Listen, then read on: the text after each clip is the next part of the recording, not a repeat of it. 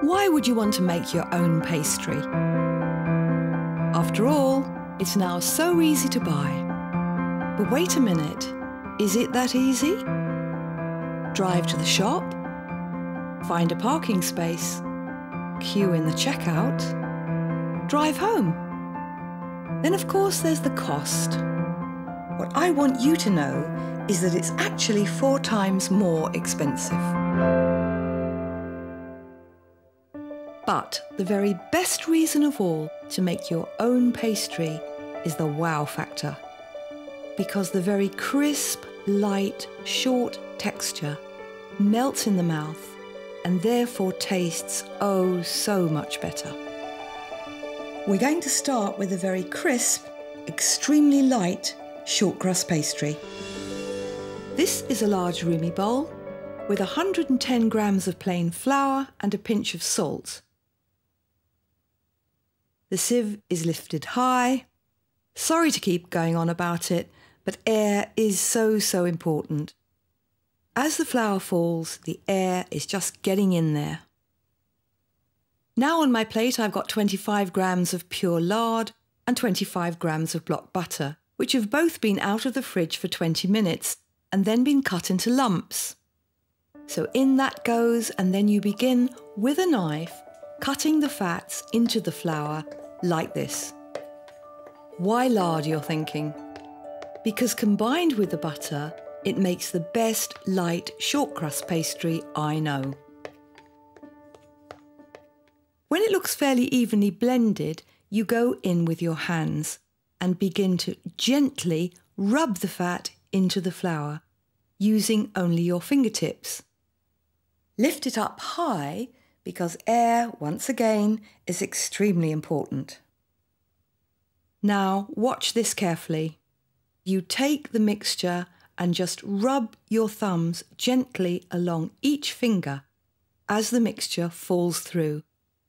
And being light-fingered is not a special gift. It just needs to have the brain engaged. You can see now it looks crumbly, with a few odd lumps left like this. It's now that you begin to add some cold water. Start with a tablespoonful. Sprinkle it all over, not just in one place. Then again, start to bring the mixture together, first with a knife. If it feels too dry, add some more water, but in tiny amounts, as too much water makes the pastry hard. Lastly, use your hands and be very gentle. You should end up with a dough that leaves the bowl clean. If not, just dab a bit more water on with your fingertips until it does.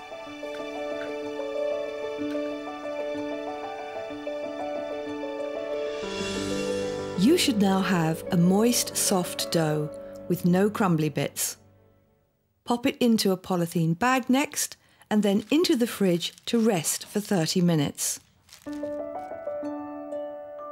The reason the pastry is rested is that flour contains something called gluten, which reacts to water.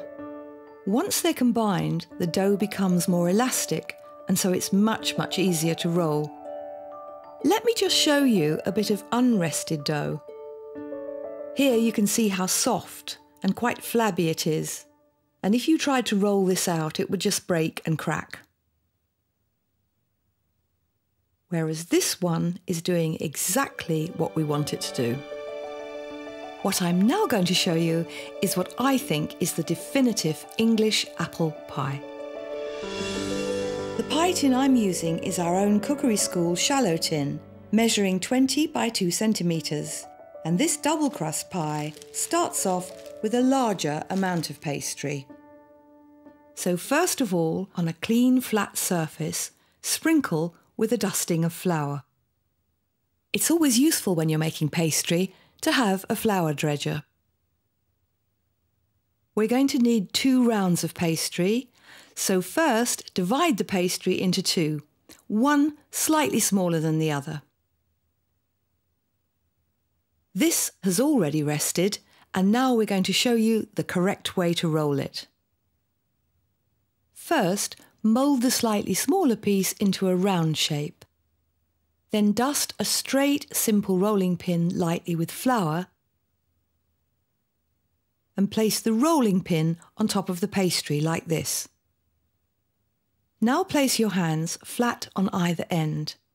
Then very gently and very evenly roll backwards and forwards, and to keep the round shape, give it quarter turns. And you'll get a perfect round.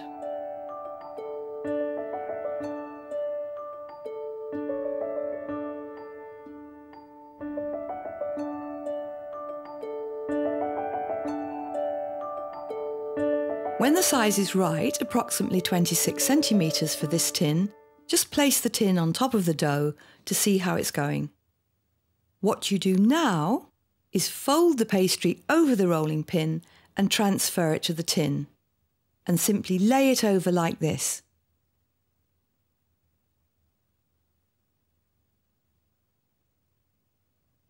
Use your hands to gently ease it into the tin and make sure you don't stretch it.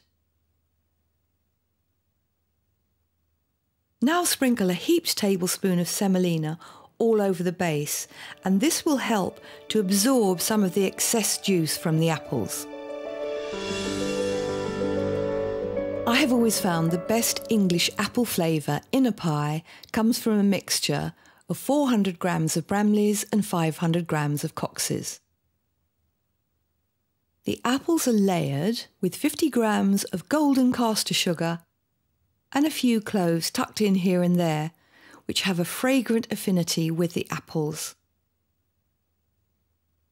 Dampen the edges all round with water using a pastry brush, or you can use your fingers. The lid has already been rolled out to 27 centimetres. Place it on top of the apples and ease it over to fit the top.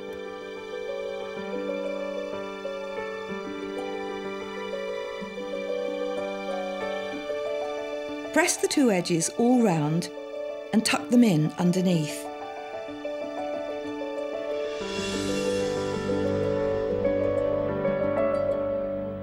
Then using first two fingers like this and one finger to pull it in to make a fluted edge.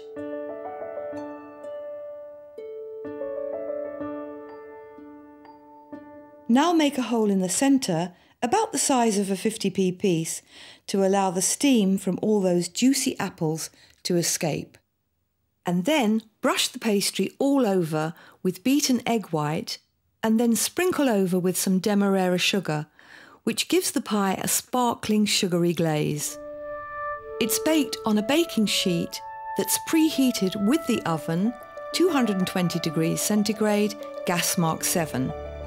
Give it 10 minutes on a high shelf, then reduce the temperature to 190 degrees, gas mark 5, and place it on a lower shelf for 35 to 40 minutes. Leave it to relax for about 15 minutes before removing it from the tin, just like this. Then ease it onto a plate and serve either warm or it's still really good served cold. I hope you can now see the light, short texture and the crispness of the crust. And I hope even more that you can see how quickly and easily this has all been achieved. I now want to show you another way to make an apple pie, or you can use any other kind of fruit. I call it a one-crust. The pastry is rolled out roughly to 35 centimetres and then placed on a lined baking sheet. The fruit is then piled up in the centre.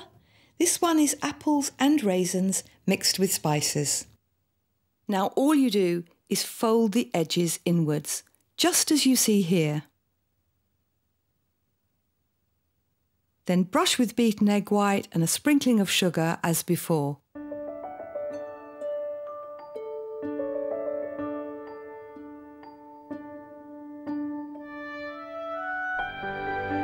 This can of course be made with any fruit that's in season. Some people like pouring cream, or for some, ice cream is the favourite accompaniment. Others like our cookery school proper custard, or simply a nice dollop of creme fraiche. But absolutely everyone loves a slice of homemade apple pie.